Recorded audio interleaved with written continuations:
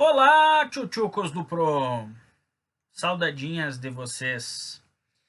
Hoje nós vamos matar a nossa saudade vendo uma pequena apresentação, que não é tão pequena assim, ela é um pouquinho maior, inclusive, que aquela que a gente viu semana passada, mas eu diria que ela é mais divertida, tem mais coisa legal ali. Nós vamos falar basicamente sobre religiosidade, né, e a construção das pirâmides do Egito, certo? E aí a gente fecha esse material sobre o Egito. Eu vou encaminhar um outro vídeo, mas que daí não é meu também, no YouTube, porque ele estaria no final dessa apresentação, se a gente visse em aula. E, enfim, a gente consegue dar uma fechada legal nesse conteúdo. A gente vai para as nossas aulas online daí de forma bem tranquila. Acredito que está tudo muito didático. Eu diria para vocês que a parte do conteúdo mesmo, ela tá mais naquela primeira parte que a gente viu semana passada, mas é bem interessante ver esse outro aspecto aqui, que é o aspecto religioso. Afinal de contas, eram sociedades teocráticas, né? No Egito Antigo, na Mesopotâmia mesmo. Mas o importante é que a gente considere, então, a religião como a que estabelece as bases de funcionamento dessa sociedade. Ok? Vamos lá para o nosso vídeo, então?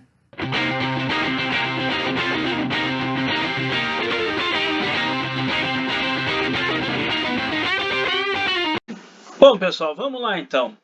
Começando aqui a nossa apresentação de hoje com algumas imagens, né, sobre o Egito Antigo, sobre o Rio Nilo, algumas imagens espaciais, alguns mapas, né? Olhem que coisa magnífica isso aqui, né?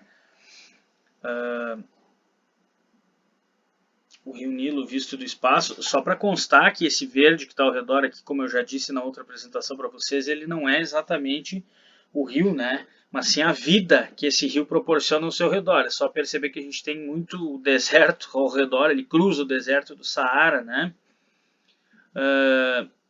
Aqui nessa foto dá para ver um pouquinho melhor. Essa segunda foto também é vista do espaço, né? Do delta do Rio Nilo, que é uma coisa magnífica, né? Um rio poderosíssimo e perene, né? Embora ele cruze o deserto. Aqui é a vista da cidade do Cairo, né? Cidade do Cairo, que no caso é a capital do Egito hoje e o local basicamente onde fica a cidade de Mênfis, que era a capital na antiguidade, né? Mas o nosso tema principal hoje é o tema da religiosidade. Então nós vamos falar no início daquilo que qualquer religião que se preze tem que ter, né? Que é um mito da criação. Como assim, Pro? Os primeiros egípcios eles vão replicar essa história que ela está de alguma forma expressa na figura acima ali. E vocês vão perceber. Os primeiros filhos de Ra teriam sido Shu, que é o deus do ar, e a Tefnut, que é a deusa da umidade, né? E como é comum na mitologia egípcia, os irmãos eles vão formar um casal, né? E vão ter filhos, né? A união entre parênteses, até para manter a ideia de pureza, né? Vai resultar nesse caso aqui no Geb, que é o deus da terra, e na Nut, que é a deusa dos céus, né? E aí, se vocês olharem na figura, vocês vão começar a identificar esses personagens aí. O que acontece? Ao nascerem, esses netos de Ra já teriam se juntado num abraço e formado outro casal. E o Ra não teria gostado, Ra que seria o deus supremo, né, o deus dos deuses, o que para os egípcios seria o deus Sol, né? Ele ordenou que o Shu, ali que era o pai, né, separasse os filhos, né? E esse vai empurrar então a Nut para cima e pressionar o Geb para baixo, e a gente vai ter a formação do que a gente chama hoje de mundo para os egípcios. A Nut vai se tornar o céu que cobre o mundo, o Geb vai virar a terra onde vivemos, e no meio vai permanecer o deus do ar, né, o Shu, separando os filhos. Então a gente vai ver a criação do mundo mais ou menos dessa maneira, porque eles olhavam para os elementos naturais e identificavam neles deuses, né? Vamos falar um pouquinho de cada um dos deuses aí. O deus Ra-Atum, ou Amon-Ra, né?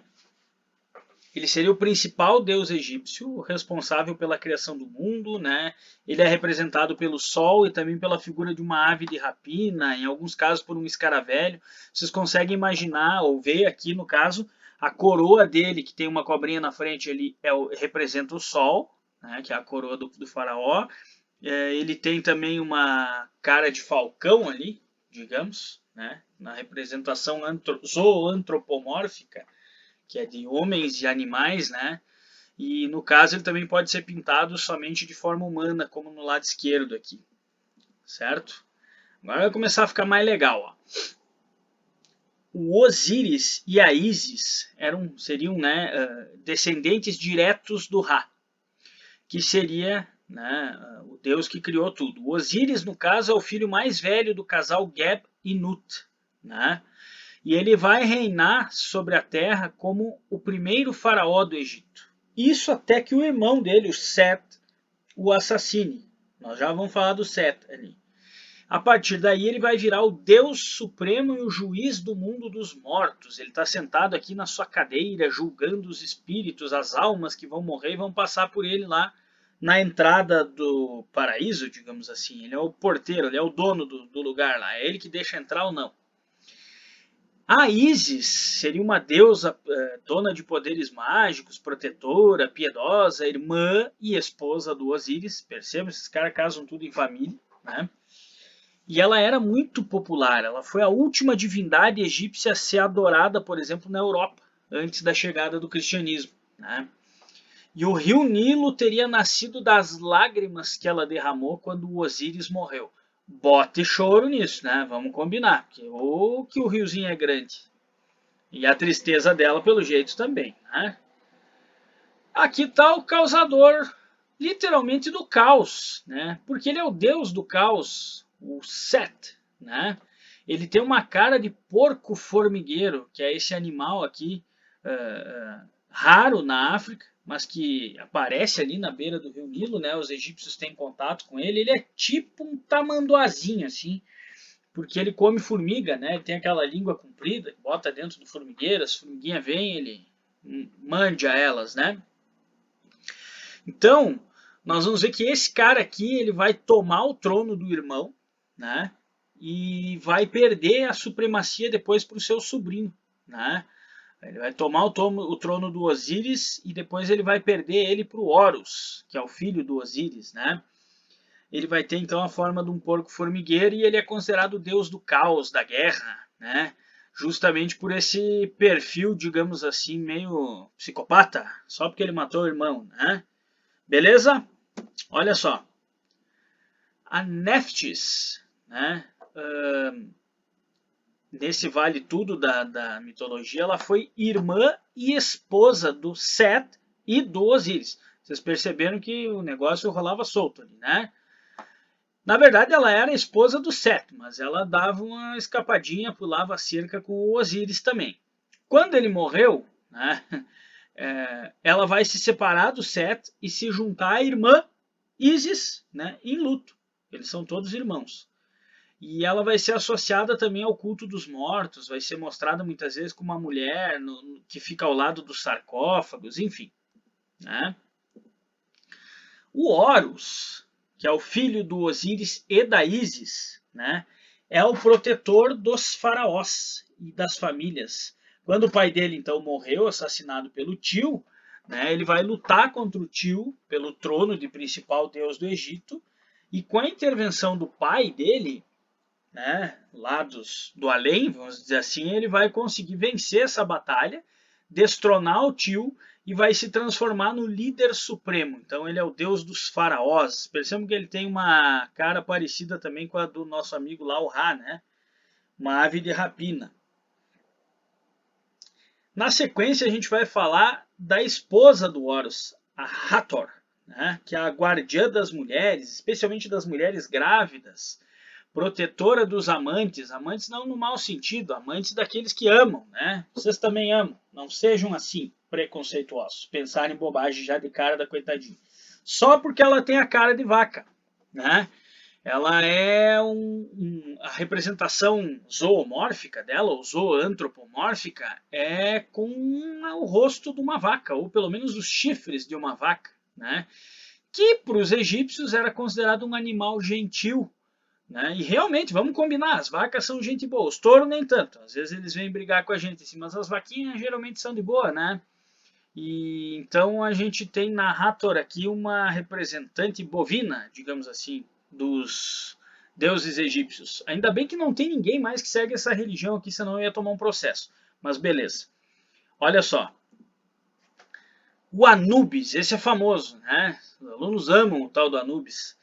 Esse aqui vai ser o deus com cabeça de chacal. E ele vai nascer da união da Osíris do Osíris e da Neftis. Ele vai ser o cara que vai criar a primeira múmia, porque ele vai preparar o corpo do pai dele, assassinado, né, para mandar para o além, digamos assim. Os egípcios eles acreditavam, né, que o corpo seria utilizado do lado de lá, por isso que eles têm essa tradição da mumificação, né. Ele tem um papel muito importante na passagem, então, para o mundo dos mortos, certo? Opa, volta. Aqui. Hathor, fiz bobagem. Volta aqui. Esse cara aqui, o Thoth, né? Ele vai ter uma origem polêmica, na verdade. Muitos vão considerá-lo filho do Ra, outros como filho do Set. Depende dos textos. Vocês sabem que não se decifrou plenamente ainda os hieróglifos, né? Então tem muita coisa muito confusa que ainda não se conseguiu dar cabo nesse processo todo. Ele vai ter uma cabeça de uma ibis, que é uma ave, né? Bonita. E ele vai ser considerado o deus da lua, da sabedoria, da cura, o patrono dos escribas. E ele vai ter, no caso, trazido os hieróglifos para o Egito Antigo. Essa tecnologia que é a escrita tão importante. Você já deve ter ouvido falar que os egípcios eles gostam, ou têm uma adoração, ou tinham uma adoração específica por gato, né? E a Bastet vai ser a deusa da fertilidade, da sexualidade, do parto. Ela vai ter, após o ano 1000 a.C., sua imagem associada ao gato, ao animal gato, que para os egípcios então vai trazer uma boa sorte. E ela é uma das filhas, seria uma das filhas do Ra. Né? É uma família grande, confusa, enfim. Sekhmet, a poderosa deusa com cabeça de leoa, filha do Ra, mas ela vai refletir, digamos assim, aquele lado meio ruim do Sol, né? Experimentem sair no Sol sem passar protetor solar, e no Sol egípcio em especial, né? Então ela teria sido enviada para punir os humanos que teriam passado a adorar deuses com cabeça de serpente. Gente, a mitologia egípcia ela é infinitamente maior do que o que a gente está vendo aqui. Então tem muita coisa que não foi coberta nessa reportagem aqui que o Pro utilizou para passar para vocês. Tá? Vocês devem ter visto isso aqui na mão dos deuses todos ali, né? A cruz ansata. Essa cruz ela vai ser na escrita hieroglífica, ela vai simbolizar a vida. Né? E ela também vai ser conhecida como um símbolo da vida eterna. Percebam, os deuses são imortais, eles vivem a vida eterna, por isso eles têm todos a chave ali na mão. Né? Então eles vão usar para indicar a vida após a morte. Nesse sentido, né, nós vamos ver que a cruz ansata ela vai se aproximar a sua forma de uma cruz, mas ela vai ter uma bolinha em cima ali em vez de uma pontinha somente. Ok? Tem muita gente que usa, eu conheci algumas pessoas que usam essa cruz ansata no pescoço, essas pessoas mais místicas, enfim. Né? Óbvio, toda religião que se preze também tem o seu julgamento final, né? E toda pessoa que morresse, ela receberia, digamos assim, um tratamento específico na hora da sua morte. Ela vai chegar lá para o nosso amigo Anubis, né? Que vai fazer os primeiros procedimentos ali. Percebam, o Anubis está aqui ó, fazendo essa pesagem do coração. Você vai tirar o teu coração, vai botar numa balança, né? E você vai fazer através dessa pesagem do teu coração, digamos assim, um check-up do como você se comportou na tua vida. Passando essa fase, tu vai para um tete, assim, um lero mais direto com o Osíris. Lembra que ele que é o cara que tem a chave para te entrar lá ou não, lá no paraíso, né? e ele vai te questionar diversas coisas, ele vai se basear, óbvio, no relatório ali do Anubis, né, do teu coração, mas ele pode até aliviar a tua barra ou piorá-la, né, impedir você de entrar lá. Caso você seja aprovado, você vai viver uma vida no paraíso igual à Terra, assim, um paraíso similar à Terra, do lado dos deuses, etc. Caso você seja reprovado, eu não consegui achar essa figura com a Aminut, porque eu já vi ela completa. Essa figura que está do ladinho aí para vocês. A Aminut é uma deusa que ela é representada com as formas dos 3 animais mais temidos do Egito, né? O leão, o crocodilo, só coisa leve, né? E o rinoceronte, se eu não me engano. E hipopótamo, O hipopótamo é até mais agressivo, acho, que o rinoceronte. Neste sentido, né, nós vamos ver que não deveria ser muito bom assim ser largado numa sala junto com a Aminut, né? Porque ela ia te almoçar. Então você ia, não sendo aprovado para ir para o paraíso, daí você vai ganhar um game over. Certo? Bom, isso aqui é uma receita para fazer com o irmão mais novo, quando ele incomoda, né? Eu, no caso, era o irmão mais novo, consegui sobreviver, porque a minha irmã não conhecia. O que acontece? Isso aqui é um ritual de mumificação. A primeira coisa interessante a se saber é a seguinte: dependendo da tua classe social, você ia ter um tipo ou outro de mumificação ou nem a teria. A questão é, como eles acreditavam no uso do corpo do lado de lá, eles vão desenvolver técnicas até bastante avançadas de mumificação. Porém, se você fosse um chinelão, um coitado, um pobre, um infeliz, um desinfeliz, coitado que não tem onde cair morto, possivelmente você não teria corpo do lado de lá, porque você não teria dinheiro, cash, money, pila, para fazer essa mumificação. No caso, então, né, vamos ver aqui qual é o principal método mais eficiente, né, de mumificação, aquele que era utilizado para a nobreza. Primeira coisa, eles lavavam e purificavam ritualmente o corpo, faziam lá seus badulac no corpo da pessoa, e a parte do lavar é inteligente, né, você retira as bactérias, no caso, embora eles não soubessem. Segundo passo é que eles têm que remover os órgãos, né? Porque se eles não removerem os órgãos de dentro do corpo, esses órgãos eles não vão ser lavados, no caso, eles vão apodrecer lá dentro e daí não tem o que resolva, né? O corpo vai apodrecer também. Eles vão abrir a pessoa, tirar os órgãos, vão botar eles numa substância chamada natrão, que é uma espécie de sal, né? Que vai ressecá-los, né? E vai impedir, no caso, a ação de bactérias. Vão, no caso, também utilizar esse natrão no corpo, no próximo passo aqui. Só tem uma curiosidade interessante que a gente precisa saber. Esses caras, eles vão mergulhar o corpo, então, numa bacia com um recipiente, né, com água e natrão, mas eles precisam retirar o cérebro. E para retirar o cérebro sem danificar o crânio, não é uma coisa simples, né? Então eles enfiavam espátulas pelo nariz do morto e retiravam os pedaços do cérebro, né? Como quem faz, assim, com tipo vocês com a panela de brigadeiro, quando vocês estão comendo brigadeiro, vocês raspam ela, é mais ou menos essa a tática, né? Os órgãos são colocados ali, então, nos vasos canopos, né? Aqueles vasinhos que vocês estão vendo lá embaixo, que tem o formato ali dos 4 filhos de Horus, enfim, tem toda uma questão mística que envolve isso também, né? Na sequência, depois de 4 dias mergulhados no natrão ali, esses corpos, eles vão ser novamente lavados e untados. O que é untar? Quando a gente vai untar a forma, para não grudar o bolo que a gente está fazendo, a gente passa óleo. Então, vocês já devem ter ouvido falar, eu sei que a comparação é meio esdrúxula, mas a colonada, quando carneava um porco para fora, nas antigas que não tinha geladeira, eles pegavam, faziam lá o torresmo, né?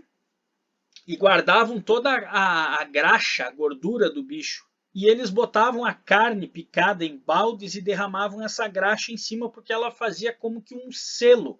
Ela envolvia a carne e impedia o contato com o oxigênio e com bactérias. E aí essas bactérias não apodreciam a carne. Então percebam que a gordura, o lipídio em geral, né, seja vegetal ou seja animal, acho que lipídio é só animal, não sei, mas também não sou professor de biologia. Vamos atrás. O que acontece? Ele impede, ele veda, né, o contato dessa carne com o meio. E isso ajuda a não apodrecer, né? O corpo então vai ser preenchido, né? Porque ficou meio oco ali, onde tiraram os órgãos. Vai ser enfeitado com joias, amuletos, se for alguém que tenha isso, né? No caso, um faraó, vamos pensar assim, que é o top das galáxias do modelo de mumificação. A cabeça vai ser coberta então por uma máscara. Vocês vão ver mais para frente, a do Tutankhamon ela era de ouro 24 quilates, né? E finalmente o corpo vai ser enfaixado, então, e a múmia vai estar pronta para ser enterrada junto com os seus vasos canopos. Ok? Legal esse processo, né? Dá bem para fazer com o irmão mais novo mesmo. Agora nós vamos falar do cara mais famoso do Egito Antigo. Tem uma série que a Globo passou até, só que ela passou em forma de filme. A série, ela na verdade não é em forma de filme, ela é uma série, no caso, uma série de 3 ou 4 capítulos, eu acho que tem no Netflix ainda, chamada Tut. Eu adoro falar isso. Os alunos também gostavam quando eu falava no passado. Tut! Tut! De Tutankhamon. Né? O Tutankhamon, ele vai ser talvez o mais famoso de todos os faraós do Egito. Mas eu vou dizer uma coisa para vocês, assim, sem muito sentido isso. Sabe por que o Tutankhamon é famoso? Porque ele foi o faraó da 18ª dinastia, o último, diga-se de passagem, no qual foi encontrada a câmara mortuária intacta. Ninguém entrou lá e roubou coisinhas tipo essa que está aparecendo aqui em cima para vocês. Vocês imaginem que isso aí é de ouro e pedras preciosas, né? Então é um bom motivo para as pessoas entrarem e pegarem as coisas da múmia, né? No caso, os arqueólogos encontraram a câmara violada até mesmo somente na primeira. São várias câmaras e antessalas, eles só tinham violado a primeira e não todas elas. Então eles encontraram o faraó basicamente enterrado com todos os seus pertences, né? Então esse cara aqui, ele vai se tornar faraó com 10 anos de idade, ele vai casar com a sua meia-irmã, eu me nego a dizer aquele nome ali, mas deve ser Ankhesenabon lá, alguma coisa, né? Naquela época a gente sabe então que eram muito comuns esses casamentos, né? Entre parênteses é bom, né? Pelo amor de Deus. Mas enfim, o que acontece? Com 12 anos ele vai virar rei, né? O faraó. Vocês imaginem vocês com 12 anos de idade, presidente do Brasil. É mais ou menos isso que aconteceu com ele. Iam gastar o orçamento tudo em balachita, né? Pois é, mas ele vai falecer muito cedo, aos 19 anos de idade, né? E ele não vai deixar nenhum herdeiro. Por isso que acaba a 18ª dinastia, né? Em novembro de 1922, né, um egiptólogo que patrocinava vários pesquisadores, né, um cara chamado Lord Carnarvon, ele patrocinou o trabalho de um arqueólogo chamado Howard Carter, um egiptólogo. E esse cara encontrou o túmulo do Tutankhamon, né? Então ele percebeu ali que, com exceção da antecâmara, os ladrões não tinham entrado, né? E que tudo que estava lá dentro, que foi encontrado junto com o faraó enterrado, pertencia a ele. Olha que interessante isso aqui, ó. Uma das coisas que ele encontrou foi o caixão aqui, digamos, do nosso amigo aqui, do Tutankhamon. Vocês têm ideia que isso é um caixão de madeira folheado a ouro, todinho, e com pedras preciosas enfeitando também, né? Imaginem a riqueza desse troço aqui, né? O que acontece? Situado lá no Vale dos Reis, vocês vão ver que nem todos os reis foram enterrados em pirâmides, tá?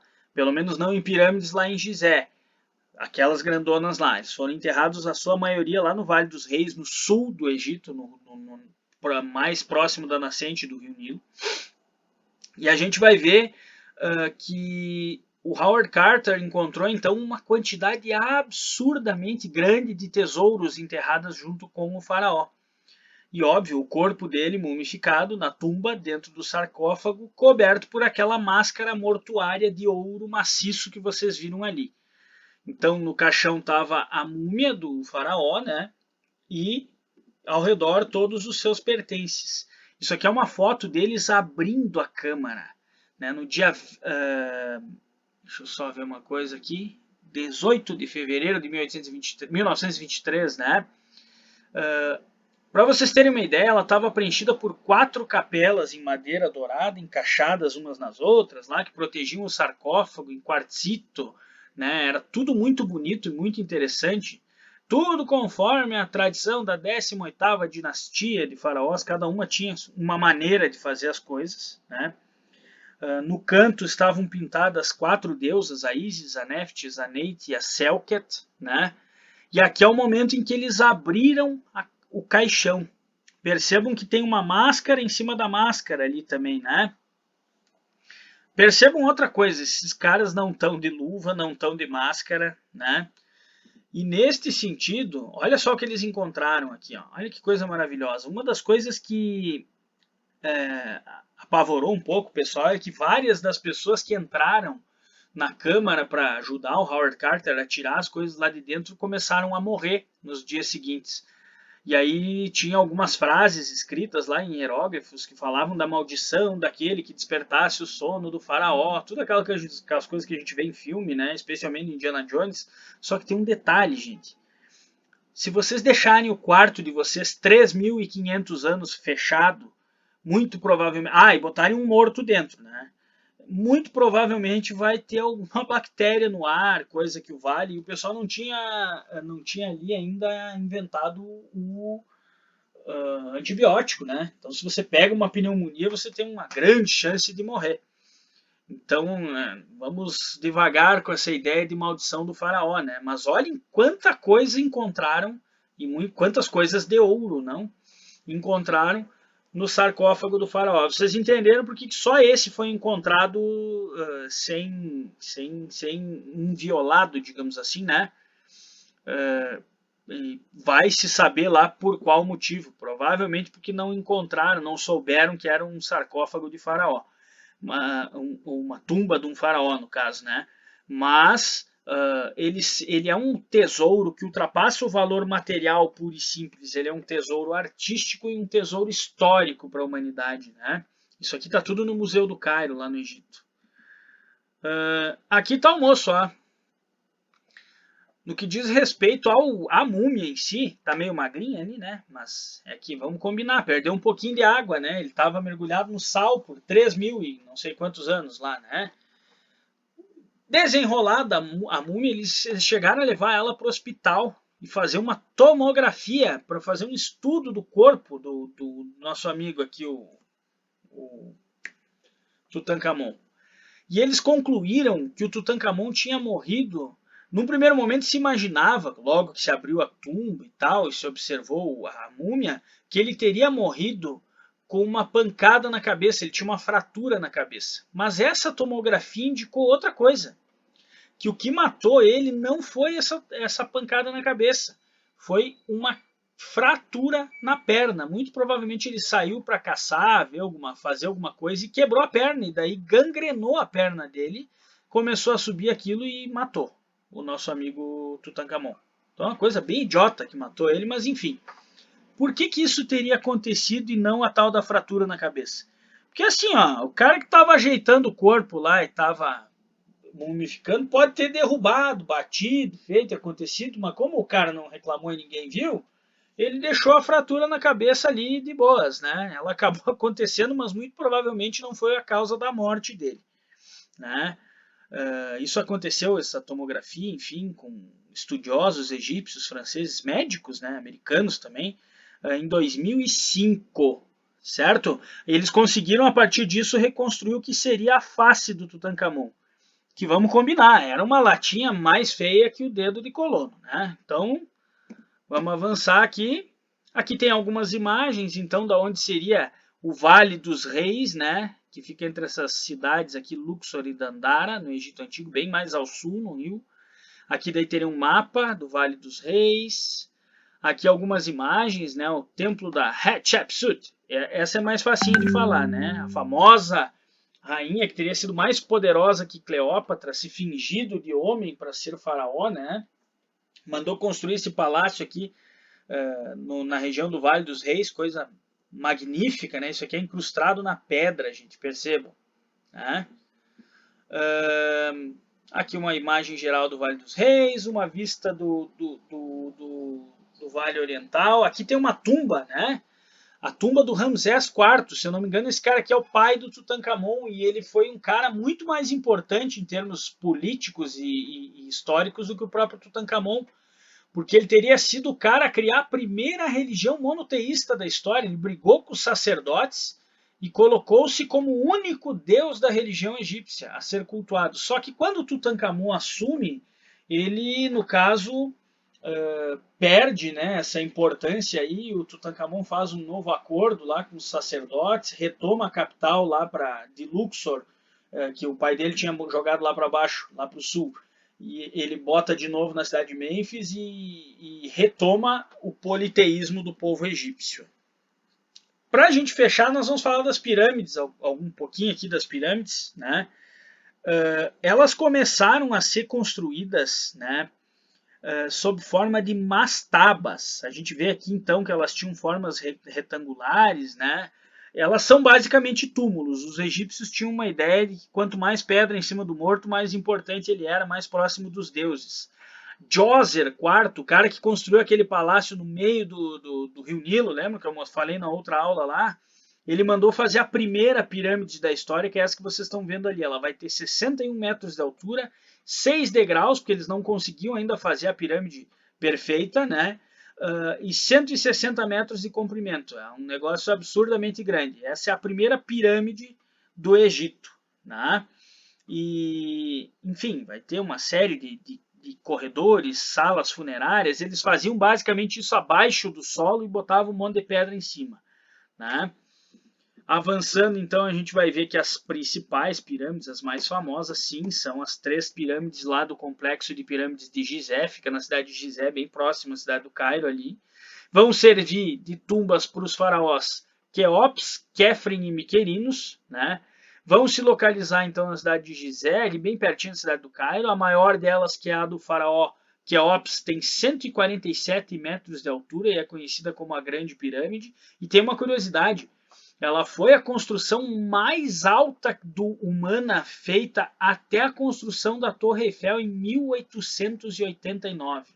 O que nos dá uma noção assim impressionante do como o povo egípcio era bom de matemática e de engenharia.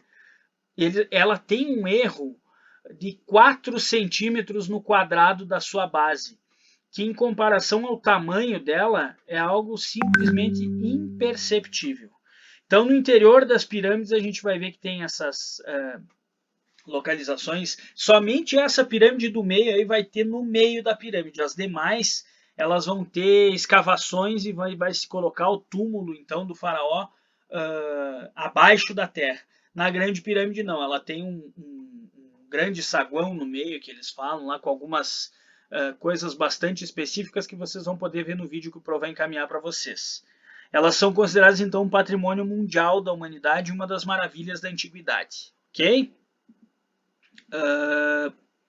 A esfinge, ela vai ser uma figura, digamos assim, que vai ser absorvida da cultura grega, especialmente quando se fundam aquelas dinastias de faraós gregos após a conquista do Alexandre o Grande. A própria Cleópatra vai ter descendência grega, né?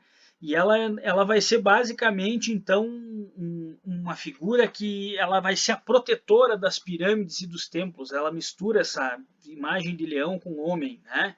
E a mais famosa delas é a que fica na frente lá do complexo de pirâmides de Gizé, a esfinge de Gizé, né? Que é essa gigantesca aí que o Napoleão, quando conquistou lá no século XVIII, XIX, século XIX no caso, os soldados do Napoleão vão fazer um tiro ao alvo no nariz dela, por isso que ela está sem nariz ali. Que coisa estúpida, né? Bom, aí para terminar nós temos o nosso videozinho, mas eu vou encaminhar ele daí num link separado para vocês. Gente, foi um prazer trabalhar isso aqui com vocês. Se vocês tiverem alguma dúvida, vamos tirar essa dúvida na nossa próxima aula. E até a próxima, quando nós vamos começar a trabalhar o povo hebreu.